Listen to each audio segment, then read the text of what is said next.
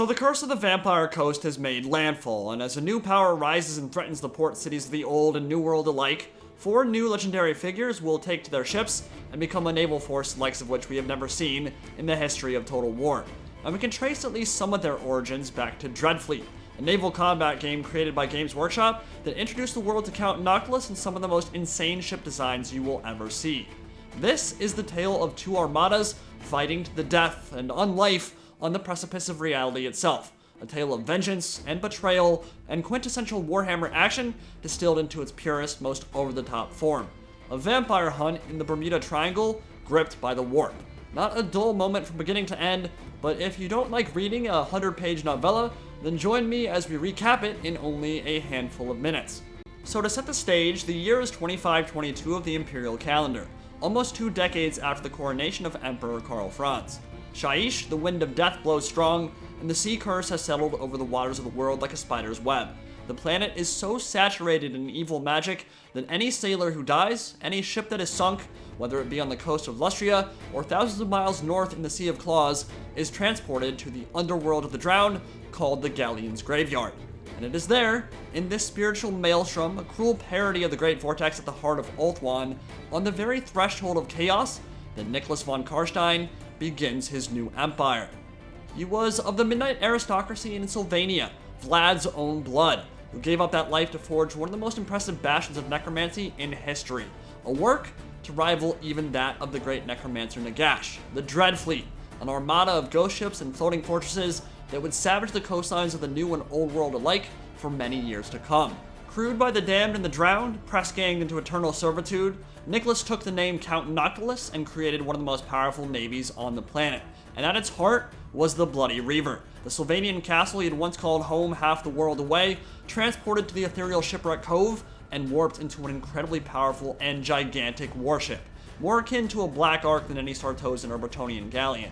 And from this new seat of power, he bound the Shade Wraith and its ghost captain Vangeist to his will, reanimated the rotting carcass of the scabrous Orb Leviathan, alongside Skretch and the army of Clan Scurvy Ratmen it had swallowed, and struck deals with Tordrek Hackheart, captain of the Black Kraken, a Chaos Dwarf submarine fused with a monstrous sea creature, and the Tomb King Amenhotep, captain of the Curse of Xandri. They raided the coastline for years, taking plunder and prestige back to the Galleon's Graveyard, but it was their assault on the pirate city of Sartosa that would bring the Dreadfleet into the sights of some of the most infamous pirates on the planet. Enter the Grand Alliance, the arch-nemesis and opposing armada forged solely to defeat Noctilus and his damned sailors.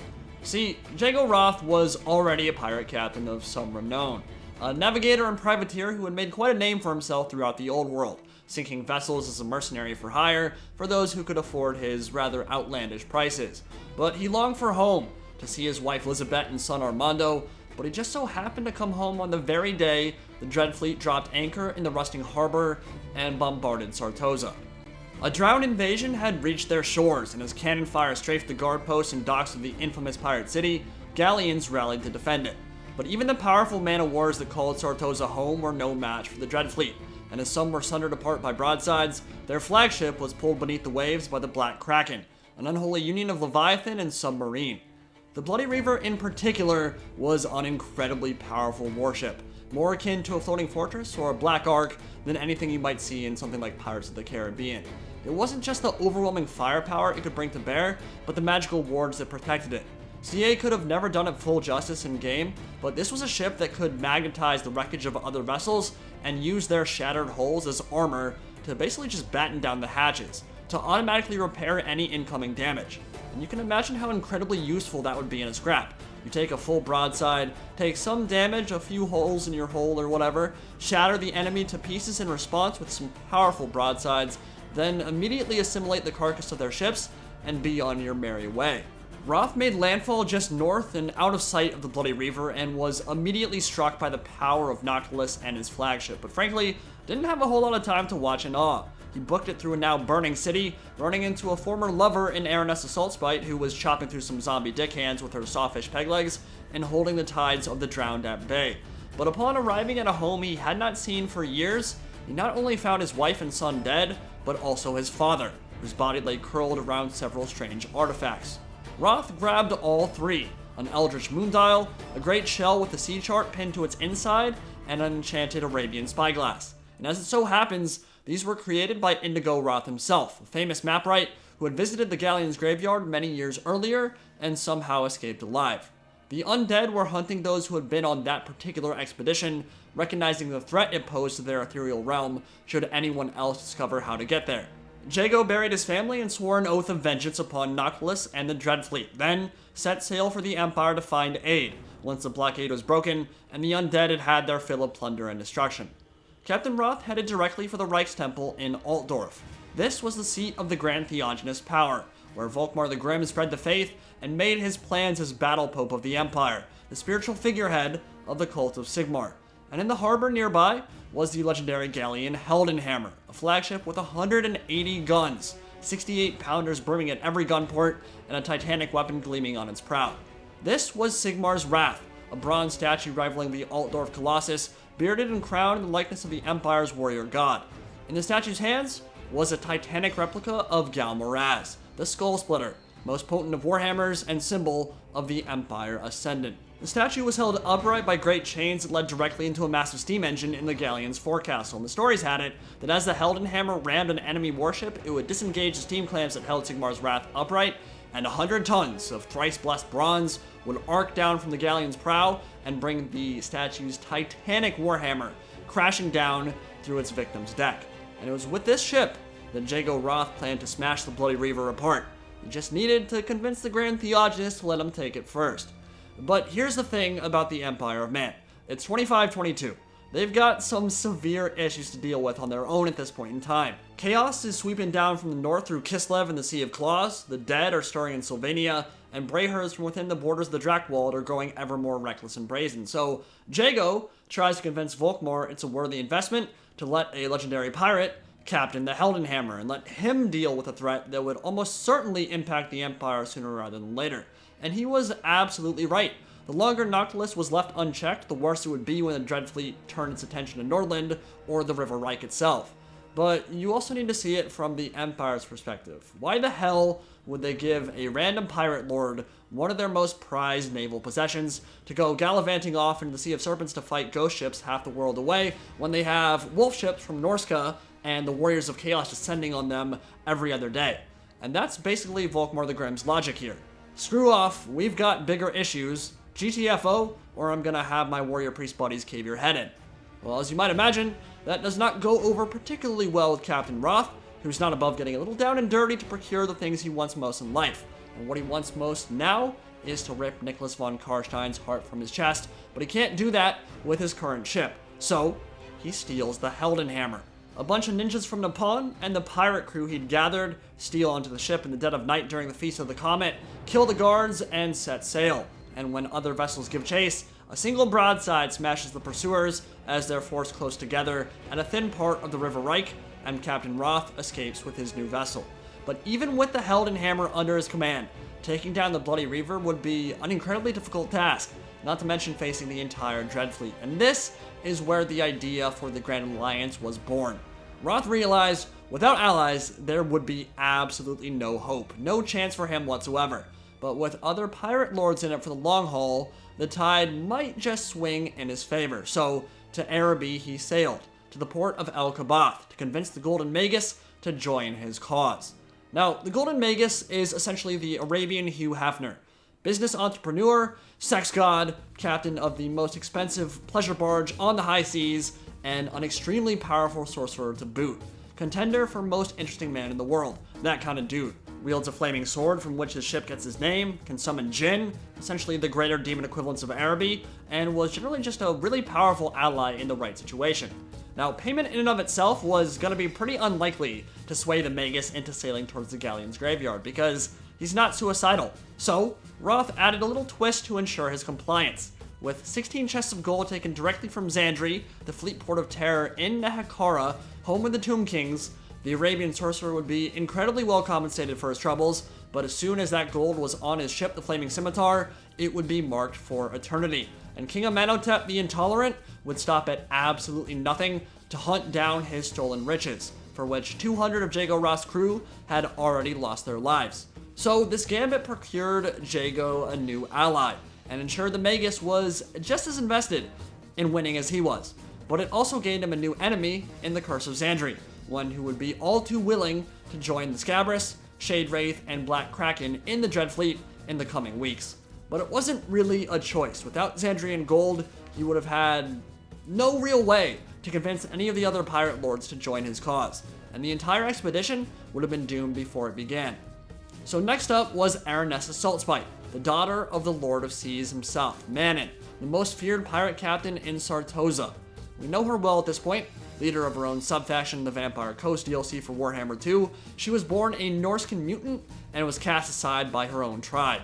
She hated her own mermaid's tail, one of the mutations that racked her body, and she sliced it off and replaced it with her iconic sawfish peg legs, with which she fights and chops people up when she's doing breakdancing all over the map. When Roth and the Golden Magus found her with the help of a sea nymph Jinn, she was just off the coast of Telea, under warp lightning assault from the decks of the Scabrous. Now, the Scabrous was an orb leviathan that had swallowed a clan scurvy flagship commanded by one warlord Scratch, and desperate to survive, the Skaven crew had attempted to gnaw their way out of the monster before it plunged too deep and they died of asphyxiation. Their efforts killed the beast, but not before they had all run out of oxygen themselves and died, and Count Noctilus himself ran into its floating corpse and resurrected it, wanting a big monster to be part of his fleet, of course, and inadvertently resurrected the Skaven crew that was trapped inside. And another member of the Dreadfleet was born, and they took to making a pretty hellish monstrosity out of the already dead Leviathan. This was a ship with a screaming bell where the orb had once been, and warp lightning cannons dotting the gunwales from stem to stern. And as it ambushed the pirates, filling the air with a terrifying cacophony that would have made noise marines proud, they realized they weren't ready for a fight yet. They needed more men, they needed more ships, they needed more power. The Golden Magus again called upon the Jinn of his pleasure barge, this time 3 wind spirits to fill the swordfish, Helden Hammer, and the Flaming Scimitar sails, and book it the hell out of there. Their escape brought them into the path of another soon-to-be member of the Grand Alliance, a dwarf engineer named Red Brock, captain of the Grimnir's Thunder Ironclad. Ambushed by the Black Kraken hours before, it was limping along on its way back to port in Barak Var, and Roth had a pretty simple idea.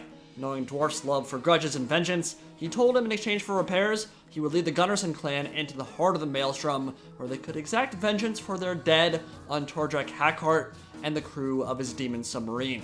The engineer didn't take much convincing, honestly. It's pretty easy to get him to kind of sign on to that deal, and they sailed together to the dwarf port, repaired their ships, then made sail for the Galleon's graveyard. This was a realm not of the mortal plane, an ethereal world on the threshold of the warp, a dark mirror of the Great Vortex at the heart of Ulthuan. Instead of siphoning magic from the planet and sending it hurtling back into the Immaterium, it was a realm that gathered and coalesced magic to maintain and expand the Sea Curse, claiming the dead and growing ever larger and more powerful as a result. It served as a gateway from which the Dreadfleet could launch their lightning-quick raids, then escape back into the Maelstrom, and with an almost limitless reservoir of energy at its disposal, it meant that Noctilus was quickly becoming one of the most powerful necromancers in history, which is why someone needed to nut up and stop him for good. And as it so happens, there would be one final entrant into the Grand Alliance who would be present for the final battle at the heart of the Galleon's graveyard. Prince Aurelian of Ulthuan, firstborn son of Phoenix King Finnebar Seafarer, an elf in self-imposed exile after the death of his brother, and one determined to prevent his soul from falling into the clutches of the Dreadfleet. When the rest of the Grand Alliance found him, the Sea Drake dragon ship was in a fierce battle with the Curse of Xandri, Scabrous, and the Black Kraken, and her 2 dragon allies were scouring their decks in flame. But it was a struggle even an elven dragon ship could not hope to win on its own. And it was only after some devastating broadsides, a napalm attack from Grimnir's Thunder that cleansed the deck of many of Amenhotep's crew, and the summoning of a warrior Jinn who sliced a tentacle from the Chaos Dwarf submarine, the Dreadfleet retreated once again deeper into the Ghost Realm. Amenhotep himself cast a curse to cover their escape, which receded the waters and forced the Grand Alliance to run aground. Before the skirmish concluded, though, the mighty Simiel, first of the Bond Dragon, Simiel, and Aragnir, was ripped apart by a swarm of winged eater fish summoned from the decks of the Bloody Reaver.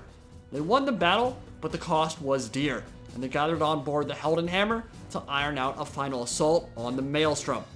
Now, all things considered, it was a relatively straightforward battle plan.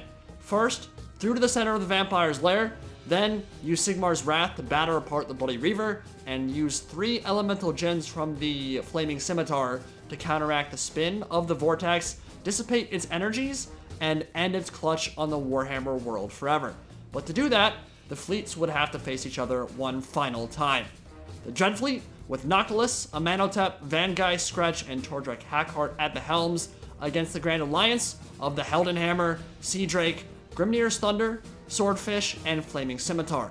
Frankly, one of the coolest naval battles we get to see in any Warhammer novel ever, and it began with an ethereal attack led by Van Geist and the Shade Wraith, a vessel more ghost than timber, and the initial clash once the waters returned was not going very well. The opening volleys from Van Geist Spectres cut deep into both the Heldenhammer and the Sea Drake, and the Dragon of Ragnar's Breath went right through without dealing any damage as the monster tried to bathe her decks in flame. Close-range broadsides did nothing either, and even Jaego Roth's barked orders couldn't even get through to his crew, because every time he screamed at them, the spirits on the Shade Wraith would howl and moan and drown out all other noise. It was only the timely intervention of the Golden Magus Jin, who blew the ethereal ship into range of Sigmar's Wrath, that allowed the gigantic replica of Galmaraz to crash down and unleash its devastating magical smash that shattered its gun decks and keel in half. One of the dankest alley-oops in history, and Van Geist's revenge was no more. With Van Geist out of the picture, the mist that accompanied his surprise attack dissipated as well.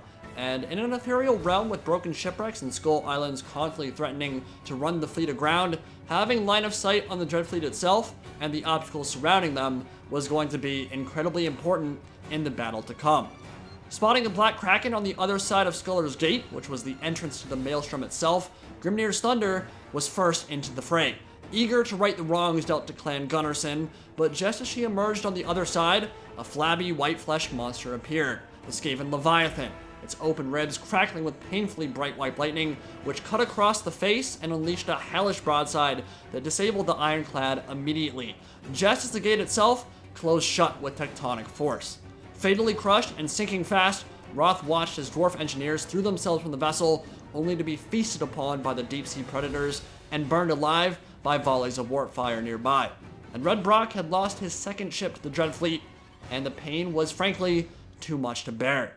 Dipping his hair into engine grease and forming it into the iconic mohawk of the Slayers, he swung from the deck of Grimnir's Thunder to the Scabrous itself, digging his rune-forged axes into the flank of the beast, but killing it by himself would be all but impossible. It was undead after all. And seeing this, the Sea Drake, the dragon ship with which Aurelian was commanding, began firing bolts into its flank, giving the dwarf purchase as he climbed his way from spear to spear towards the engine room in an attempt to bring the Leviathan down for good. But the Curse of Xandri split the fleet, and Roth lost sight of what was happening on the far right flank as the Nakaran vessel opened with a scouring beam of energy from atop its pyramid, hitting the Heldenhammer's foremast with the force of a lightning bolt. And as the two vessels closed in for the kill, Aranessa's Saltspite came in from the port side with the Swordfish, skewering Amenhotep's warship and disabling the Pyramid of Light atop it as they locked in place. Boarding action time, and 5 Ushabti Guardians rose from the Citadel and started cleaving Aranessa's crew members in two. But Amenhotep, now very pissed off, began stalking her towards the gunwale, murmuring ancient curses and drawing a ritual knife, and just before he closed in for the kill, Saltspite remembered a gift from the Golden Magus, a mechanical mermaid's tail for swimming underwater. And in a rather touching full circle moment for her character arc, she comes around and quickly saws off her own peg legs, embracing the mutation that first cast her out of her own Norscan tribe, and slides into the contraption and plunges headlong into the sea as the Scabrous explodes in the background. Red Brock had finally gotten his vengeance. And as she swam underwater, remarking that the sea was where she truly belonged, Saltspite sees the Sea Drake drag beneath the waves of the galleon's graveyard, the combined might of the Dreadfleet weakening it enough to allow the Black Kraken to splinter it to matchwood from the depths. But a gigantic electrical backlash from the destruction of the Orb Leviathan knocks out its mechanisms and it loses power as well, as both ships begin sinking deep beneath the sea. And Aranessa swims to the wreckage, able to breathe underwater relatively easily because of her mutations and the gills behind her ears, and finds Tordrek Hackheart, the demon-possessed Chaos Dwarf captain, still alive inside the ship. They duel, and she ends up killing him by destroying a furnace in his cabin, escaping just before the quickly rising water reaches boiling point and locks him inside as he burns alive, and the submarine reaches crushing depths. All the while, the Bloody Reaver and Heldenhammer go to war, as the Queen Bess, the massive cannon mounted on its prow, unleashes volley after volley towards the Grand Alliance. Roth seizes his chance, and just as a gigantic cannonball powders the Grand Temple that was holding up Sigmar's wrath, the battering ram that had lain sideways since smashing apart the Shade Wraith was pulled up by its chains and imbued with magical energy and hammers down into the prow of the oncoming vampire ship like the fist of an angry god. And it does it over and over again, Galmaraz crunching into the Reaver's prow with such force that the very foundations begin to crumble and it begins listing hard to port and sinks fast. But things are far, far from over. Count Noctilus himself descends from the Bloody Reaver, flanked by 4 Cairn Wraith bodyguards, each with a vicious ethereal scythe, and they quickly overwhelm what was left of the crew after Queen Bess and her cannonballs had done their messy work. And all seems lost until Aurelian, who was actually still alive at this point, jumps from the back of his dragon onto the deck, equipped with the Golden Magus' own flaming sword. He kills the Wraiths just as they are about to kill Jaego Roth before dueling Noctilus to a standstill, and at the climax of their fight, he chops deep into the shoulder blade of the vampire, but Noctilus grabs his wrist and invokes the Curse of Years, aging him in seconds as the elf captain withers away into a stripped skeleton and he dies. But seeing an opportunity to end it once and for all, Roth whips out his 3-barreled pistol and blasts holes in Nicholas von Karstein's breastplate, leaving quickly regenerating craters in his chest. And just as Noctilus begins to laugh and the wounds begin sealing, Roth fires a makeshift stake directly into the vampire's still exposed heart, pinning him against the bulkhead. Wrenching the flaming scimitar free from his grasp, Roth slices off his head and shoves the flaming sword down his exposed throat as the skin on his own hand melts away from the defensive wards and intense heat. And with the death of Nicholas von Karstein, the dread Count Noctilus, Captain Jaego Roth steers the Heldenhammer towards the center of the Maelstrom at the heart of the galleon's graveyard, unleashing the elemental djinn the Golden Magus had given him. And together, the 3 titanic spirits absorb the Tempest, soaking in its energy before unleashing it in a titanic blast that ends the Shade Realm for good. The rent in reality disappears, and in its place, the mortal world returns. Of the Grand Alliance and the Dreadfleet, no evidence remains, except for one man, the Golden Magus, who this whole time was an architect of fate and change. There's a reason he's such a powerful sorcerer, and it's because he had given his soul to Tzeentch, the master manipulator, many centuries ago. The explosion of magic that heralded the end of the Dreadfleet, harnessed for the changer of ways. And the Golden Magus was cocky enough to think he was king of this new realm, one which he would refashion into a form more pleasant to his delicate sensibilities.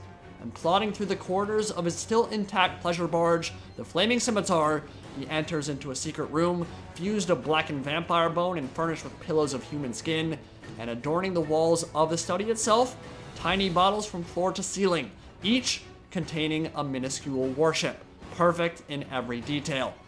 And the Magus' broad smile distorts in the walls of the bottle as he leers down over his new favorite. Inside the glass prison was a tiny vessel, severely damaged in her last battle, but a fascinating sight nonetheless. And guess what it is inside that bottle? It's a hammer-wielding figurehead cast in the image of a warrior god. And that is the end. We don't see what happens to Aranessa or Amenhotep, although we hear from the Curse of Xandri later in the end times, when Luther Harkin and the Vampire Coast invade Nehekhara on the behest of Nagash. But it's obviously a quite different world from the one we get to the Curse of the Vampire Coast DLC, where we see Noctilus ascendant after Dreadfleet, Jaego Roth dead, and Aranessa cavorting with an undead crew in an attempt to fight fire with fire. But it's a pretty interesting ending. Kinda strange to think how different the years after would have been had Noctilus successfully defended his home turf, and how such a powerful undead realm would have impacted the other races of the Warhammer world should it have survived and continued growing. Needless to say, probably would have been a pretty bad news bears for Ulthuan at the very least, but even Nagaroth, even the coast of the Empire, even Araby and the Tomb Kings and Nehekhara and Lustria could have all been under threat from an undead realm that continued to grow more powerful every single time someone died on the high seas. It does keep the door open for a faction like Araby and the Golden Magus as a legendary lord though, who's one of those flavorful characters who would make a fantastic use of the new mechanics in the Vampire Coast pack with the shipbuilding. And I would imagine of the remaining minor races that could make it into Total War Warhammer 2, Araby would be quite near the top of a few of our lists. Although Albion, Amazon, Southern Realms, and the Dogs of War would certainly be competing for that spot as well. And I think for a lot of people, Southern Realms plus Dogs of War is probably what the majority of us think is going to come next in terms of a race pack or a faction pack, should those come anytime soon. But of course, Skaven and Lizardmen will need their content, and maybe some other type of DLC pack will be released before we see any more races for Warhammer 2. Dreadfleet is a very interesting story, perhaps without a massive amount of depth or nuance, as, to be honest, it's kind of hard to do 97 pages. It's rarely enough to fully tell such an epic story, but I found it a pretty entertaining read, and hopefully this synopsis gave you the good parts if you weren't interested in reading it all for yourself. Hope you guys enjoyed it, and I will see you all in the next video. Indie Pride, signing out for now. Have a good one.